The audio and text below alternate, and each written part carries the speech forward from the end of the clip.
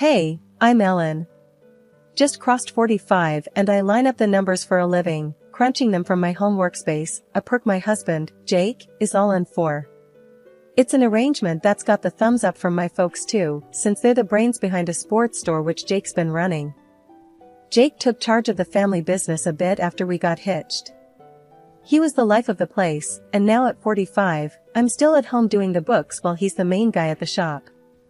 We got on like a house on fire in the beginning. I was 37 when we clicked, kind of late-ish, but he was worth it. Making everyone laugh was his thing, and my parents liked him straight away. Didn't matter to us, we didn't have kids. He was cool with it, really cool. Life was sweet. We ate together, shared house jobs, the works. But as the years ticked by, things kind of soured. He'd come home only when the streets were empty, and I'd be alone cleaning and making sure everything was right at home. When I'd ask for a bit of help, he'd just say, "That's all on you." And then the whole world tilted off its axis with a stupid ping from Jake's phone. It was a mess up on his part, leaving his phone behind like that. I heard the noise while I was in the middle of something and thought it was weird. His phone lit up with messages that made my heart stop. It was like being punched in the gut, seeing words that shouldn't be there. No beating around the bush, the messages were spicy, the kind that you don't send to someone's husband. But I didn't have much, just a few messages that could mean anything. When the man came out of the shower looking for his phone, I was cool. "You forgot this," I said and slid the phone over.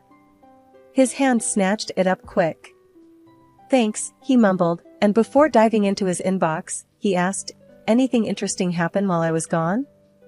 I considered for a quick second whether to throw it all in his face, make a big scene. But I had zilch.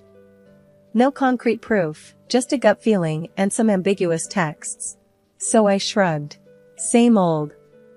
He nodded and dived into whatever it was that needed his urgent attention. "Always a crisis somewhere," he muttered.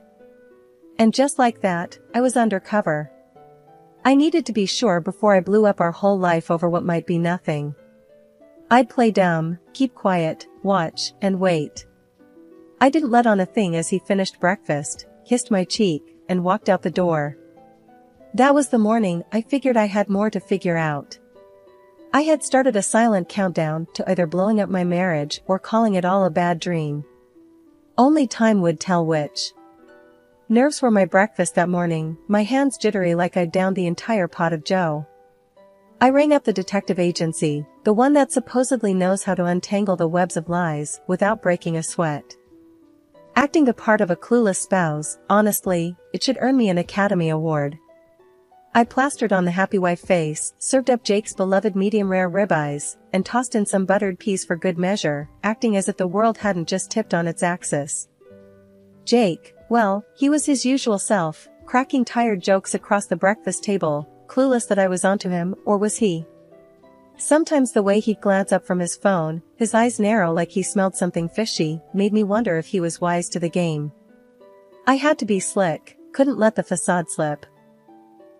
Later, I slid into the car, the engine purring to life, just as my inner turmoil was. The meeting spot for this so-called detective? A coffee shop that was the epitome of nondescript, tucked between a laundromat and some hole-in-the-wall store selling knickknacks and paddywhacks. Frank was no run-off-the-mill gumshoe. Toughness clung to him, the kind that's seen enough shady corners to know what lurks in the shadows. He had a handshake that suggested I could break you, but I'll wait.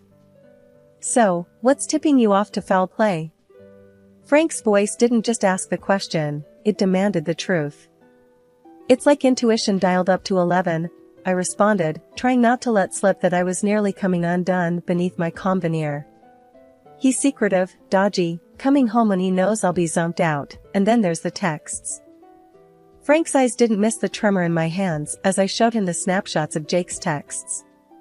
He scrolled through them in silence, his jaw tightening just a hair with every swipe. "We'll see who your husband's been texting. Check his habits, his lies, he won't know what hit him," he said, the last part with a shadow of a grin that didn't reach his eyes. The price tag was a punch to the gut, but I was in too deep to back out now. Let's do it, I said, even as my inner accountant screamed. Home was a minefield now, each step choreographed so Jake wouldn't suspect a thing. But the weight of the secrets turned every "I love you" into quicksand. Jake settled on the couch, the blue TV glow casting ghostly shadows. You've been off. Everything okay? His concern sounded almost genuine. Yeah, just a hard day is all. I played it off, cringing inwardly at the deceit caking my words. He grunted, half listening, thumbing his phone like it was wired to his survival. If you say so. The bedroom was my escape, but sleep was a joke. As I laid in the dark, waiting for the eventual weight of him on the other side of the bed, each creak of the house was a whisper of what might come to pass. The skies were a nasty shade of gray, and my phone wouldn't stop going off with warnings. Tornadoes coming, Ellen, they said, and you could feel it in your bones. It was true. Jake was all business, pulling stuff from the shelves like a man with a plan. Basement. Now, he said, without looking up. I'm grabbing supplies. You, get the weather radio from the barn. Didn't sound like a suggestion. It was getting ugly outside real quick, with the wind getting pushy. I bundled up and dashed out to the barn. The clouds were low, and I wondered if they were trying to tell me something. The barn was a black hole. I felt around for the light but gave up quick. I knew where the radio was, or I thought I did. Then, like a bad joke, the door slammed shut behind me. Damn, I said out loud, hoping it might make me feel better. It didn't. Jake. No answer, just the wind being a bully to everything in its path. I pushed at the door, but it was like pushing against a brick wall. What the heck? I muttered, and then it hit me like a slap. This was no accident. The door had been shut tight from the outside. Jake? This ain't funny, I said, louder this time, but the wind stole my words. I banged on the wood so hard my hands hurt, but the door didn't budge. Then I got it. This was Jake's doing. Why? I whispered, more to myself than anyone who could hear. A bad taste settled in my mouth. I kicked at the door, not because I thought it'd open, but because it felt better than doing nothing. Hey! I shouted. Nothing. Just the sound of hell's bells ringing outside as the tornado chewed up everything in its path. I should have been scared for my life, I guess. But it was the betrayal that stung me fierce. You expect the weather to turn sour, but you don't expect it from your husband. I'm stuck in here, Jake. I screamed at the door. But Jake, well, he wasn't there to hear. In the pitch black, I stumbled around, feeling dumb and lost. A radio that might save my skin was useless if I couldn't tell the world I was trapped. Minutes piled on top of each other. I felt each one. The barn was an old beast, groaning in the wind, and I thought about that tornado touching down, about how this barn would probably go first. I'd never been one to panic, but that tornado was stealing my nerve. With each boom and shake, my heart raced like a jackrabbit. This was it, then. Locked in a dark barn by the man who'd promised to always protect me, with a monster storm on the way. My heart was beating so damn loud, I could barely hear the roar of the wind picking up outside. I was banging on the barn door until my hands felt like they were on fire. Then his voice cut through the noise like a cold streak. I'm sorry, Ellen, but this is for the best. You'll be gone, and I'll be free, Jake stated, plain as day. Free? My voice was shaky, raw from all the screaming. What the hell is that supposed to mean, Jake? There was a pause. I could imagine him out there, deciding how much to tell me. It means I'm leaving. With her. And the money. The money we'd both worked our guts out for. The money that was supposed to be for our future. With her, I repeated, the words tasting like poison. Yeah, with her. You know, the cute teller from the bank?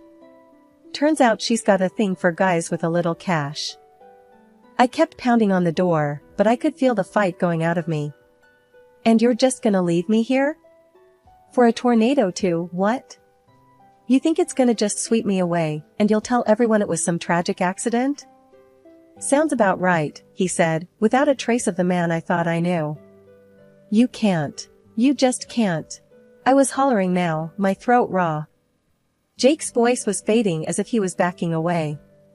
Oh, I can, Ellen. And I am. Take care now.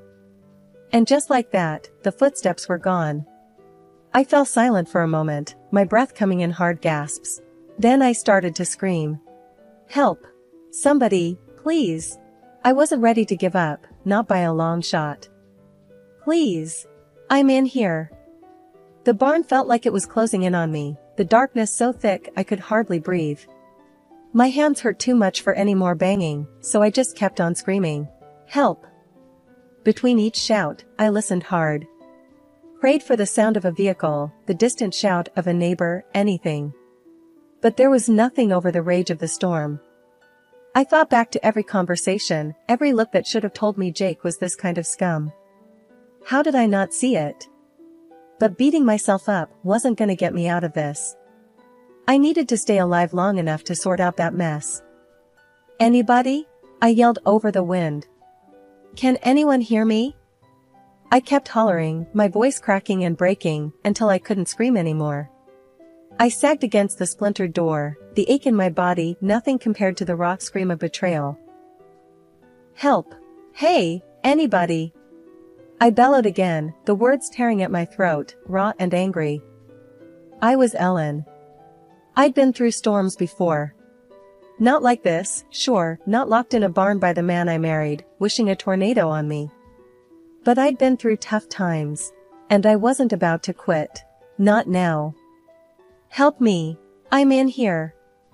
I kept on screaming, even as the world outside screamed back at me. I was yelling my lungs out, voice all scratchy, when suddenly, I heard a click. The barn door creaked on its hinges, and there stood Mr. Donnelly with his dog, going nuts at his feet. What in the hot hell are you doing hollerin' in here, Ellen? Thought the wind yanked your brains out. He grabbed my arm, none too gently, and yanked me out of the barn. I was stumbling over my own feet, trying to keep up with his brisk pace. His dog, a big old black lab, was jumping around, barking like it was all a game. We gotta get you to my place, now. Mr. Donnelly shouted over the sound of the howling wind. He was serious, more serious than I'd ever seen him. We pelted down the road, the wind trying to slap us sideways. By the time we burst into Mr. Donnelly's house, my heart was doing somersaults, and my breath was coming fast and harsh. He shoved me down the stairs, before I even had time to thank him. The basement was dim, lit by a couple of bare bulbs. It smelled like damp and old newspapers. We could hear the storm pounding on the house above, but down here, it felt like another world. Coffee? Donnelly offered, and I just nodded, still trying to wrap my head around everything. While the coffee was brewing, he sat across from me, arms crossed, the dog settled at his feet. All right, Ellen. Spill it. What's got you locked up in a barn with a twister on your tail? I took a deep breath, the warm smell of coffee filling the air.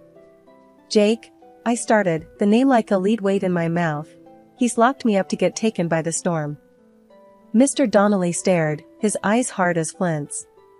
Son of a, and here I thought he was just the usual kind of fool. Yeah, a fool, I muttered, feeling my hands ball into fists. Got a plan for every dime, just not for me. Saying it out loud, it sounded even worse. Donnelly handed me a mug, the heat from the coffee seeping into my cold fingers.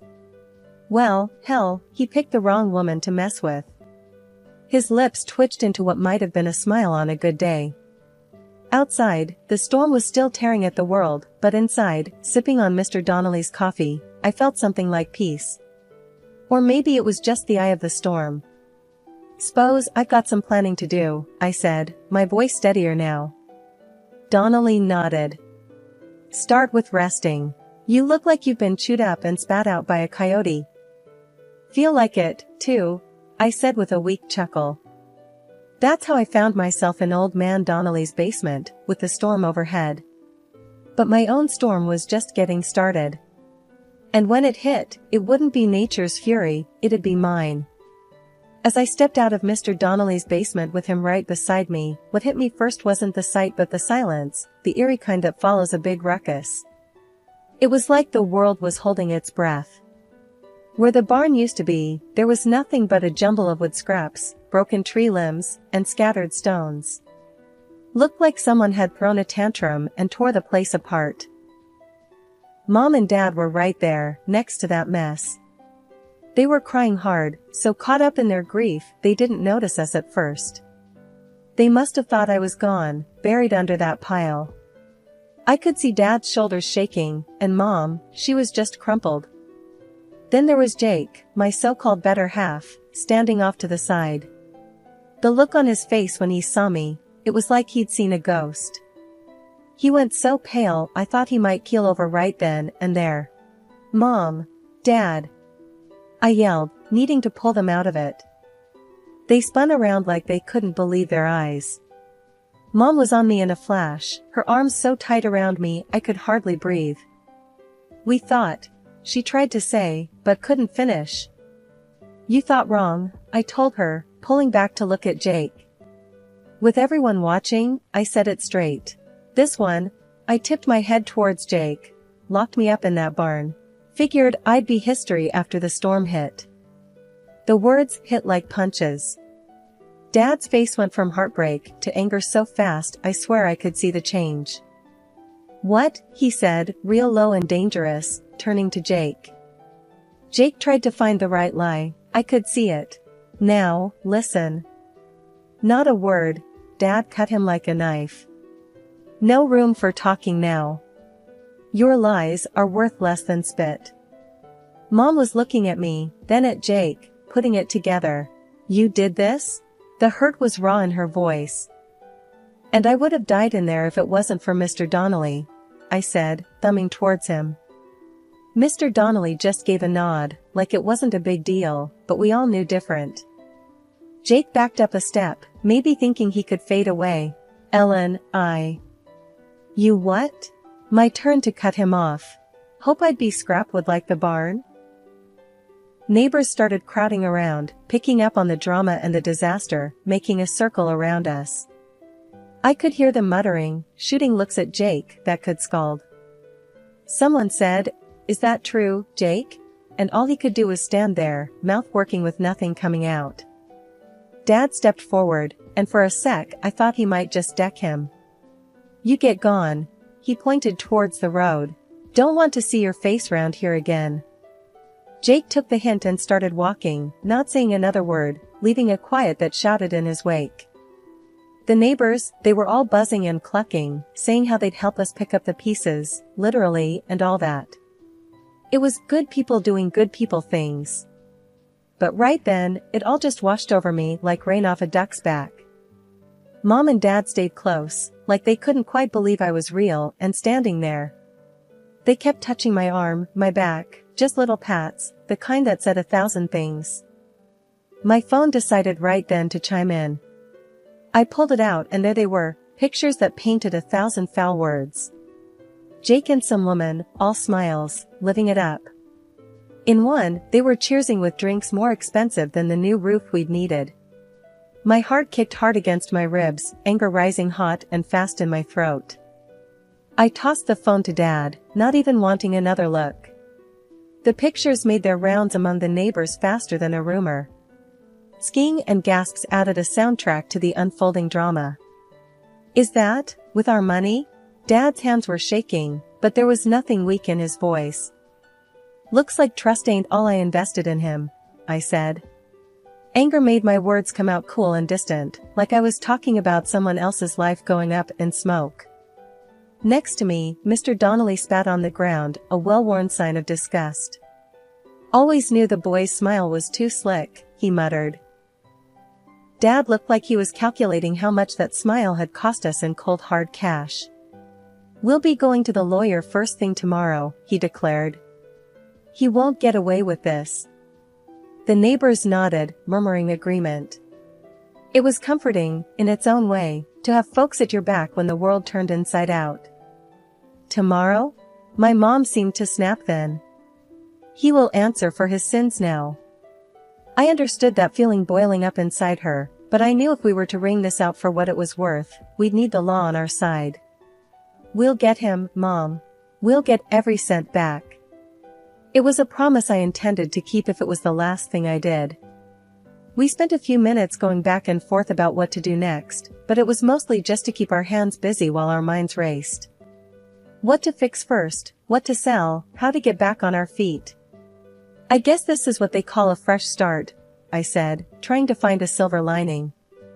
Dad let out a puff of a laugh. Fresh start, yeah. We'll clean this up. We always do. Underneath the turmoil, I could feel something new taking root. Maybe it was determination or just plain stubbornness. Either way, it felt good, like the first step on a long road to something better.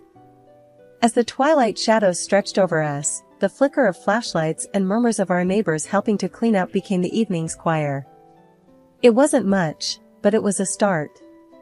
I looked around at the people gathered, ready to help us rebuild, and felt a surge of gratitude. This was bad, but with folks like these, we'd manage.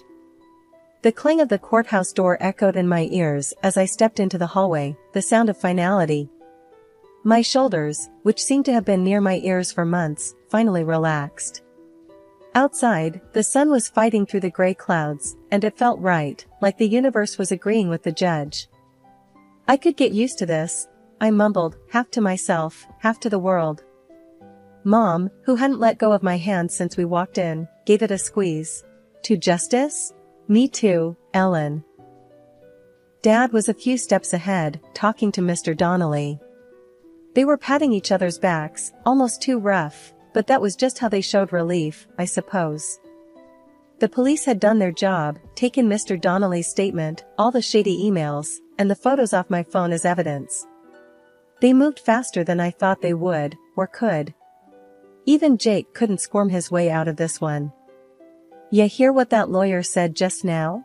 Dad was almost grinning as he caught up to us. Even his fancy suit couldn't help Jake snake his way out. Mom snorted. "Yeah, and did you see Jake's face when the judge handed down the sentence?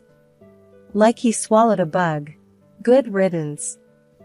We stopped outside, the cold air feeling sharp, but I welcomed it. It was bracing, full of a new beginning. "I just want to thank you guys." I looked at Mr. Donnelly, for believing in me. He waved me off. "No thanks needed. Justice had its day, finally." Dad nodded. "We're a family. A unit. Ain't nothing that's gonna break that, you hear?"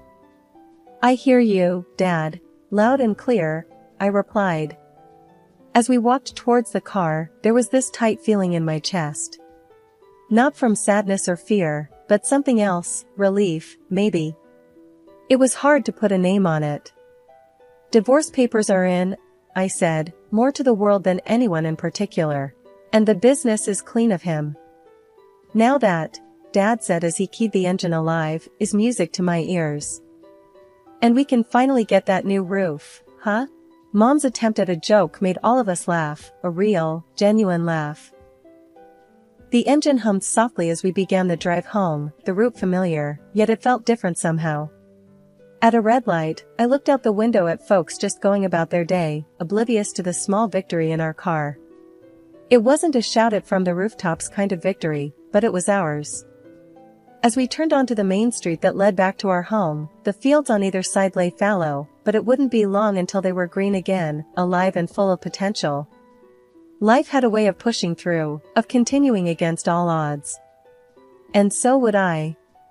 With Jake out of the picture and justice served in the courtroom, it was like the world had given me permission to start over.